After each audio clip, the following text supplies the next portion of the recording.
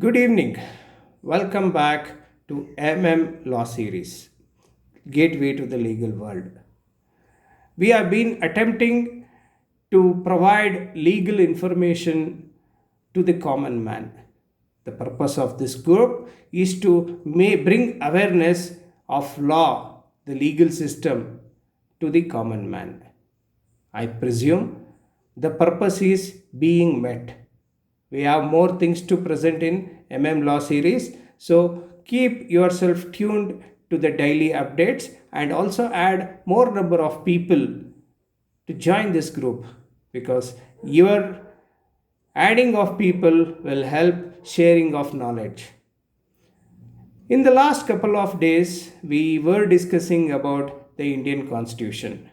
We had discussed since August 15th the historical development of Indian Constitution, the salient features of Indian Constitution, the preamble of the Indian Constitution, the union of states, the citizenship, and we touched upon the fundamental rights of Indian conferred by the Constitution of India. We just started chapter 3 of the Constitution of India in the text format. After people, the members and others asked to present this in the video format rather in the text format where they have found it difficult to comprehend, we have decided that hereinafter we provide you all the information in the video format. Last couple of days we were discussing about the right to equality under article 14 to article 18 under the Indian Constitution. From today onwards we will discuss about right to freedom. Right to freedom is conferred from article 19 to article 22. Today we will briefly have some information about article 19. Article 19 provides 6 freedom to every citizen of India. Kindly note, these 6 freedoms are only for the citizens of India. Whereas, if you see Article 21, it is for all the people who are residing in India. It provides protection of life and personal liberty. Article 21 provides protection of life and personal liberty. A foreigner who comes from a different nation has protection to his life and also personal liberty. But Article 19 provides 6 freedom only to the citizens of India. They are freedom of speech and expression, freedom of assembly, freedom to form association, freedom of movement, freedom to reside and to settle, freedom of profession, occupation, trade or business. I will touch upon very briefly on these 6 freedoms conferred under Article 19 today. In the subsequent days, I would be discussing each of this in detail as to how the Supreme Court of India and High Courts have interpreted these rights. Now, freedom of speech and expression. It is because of this freedom the press has the right, has the freedom to express their views. They can give their opinion. Press, it's not only press, every individual who is a citizen of India can express his views. However, they are not supposed to hurt the dignity and modesty of any individual. If such instances happen, say for example somebody's dignity and modesty is affected, such individuals will file a defamation case and they have to pay the compensation for that. So within the context and within the framework, without hurting the sentiments of other individual, without hurting the dignity and modesty of other individual, you can express your views. There is nothing wrong in that.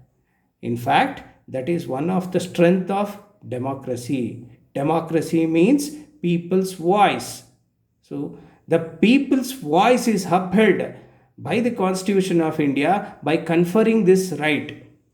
Then freedom of assembly. Any number of people can assemble at a particular place.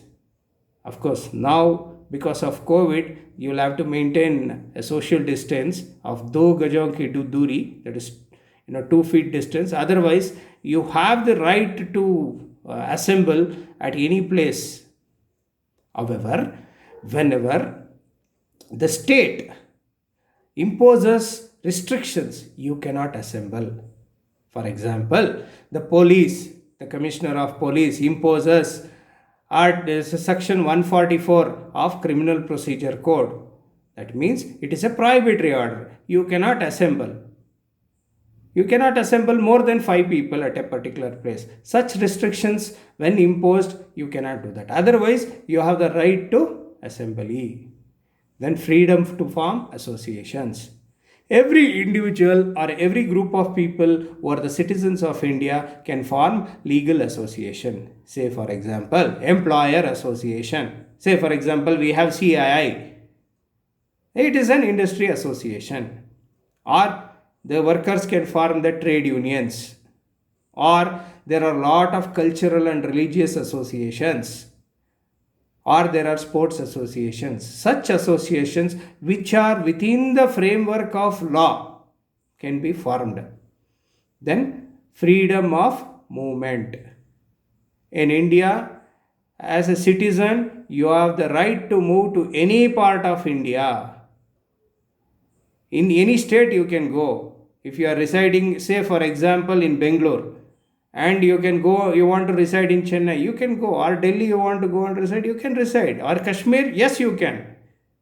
This facility is available in India. Whereas, if you go to the United States of America, there, every federal state has one citizenship, and USA as a whole, they have another citizenship. That means, that is, in USA, it is dual citizenship, whereas in India, it is single citizenship, and every citizen can go to any part of India. We will discuss this in detail in next few days. It could be even weeks, because these are in detail, in length, it has been interpreted. Then freedom to reside and settle. Again, when you have the right to move, you can also settle in any part of India. Nobody can stop. Nobody can question you. Then freedom of profession, occupation, trade or business. In India, you can take up any profession, any occupation, any trade or any business, but it should be legal. It can't be an illegal trade or business or occupation. It cannot be illegal. It should be a legal business. So like that, 6 freedom is conferred by the Constitution of India. This we will be discussing in detail during next few days. Okay. Thank you very much for listening to this. Add more people, make the group bigger. It is going to help you, your friends and the community at large. Thank you very much.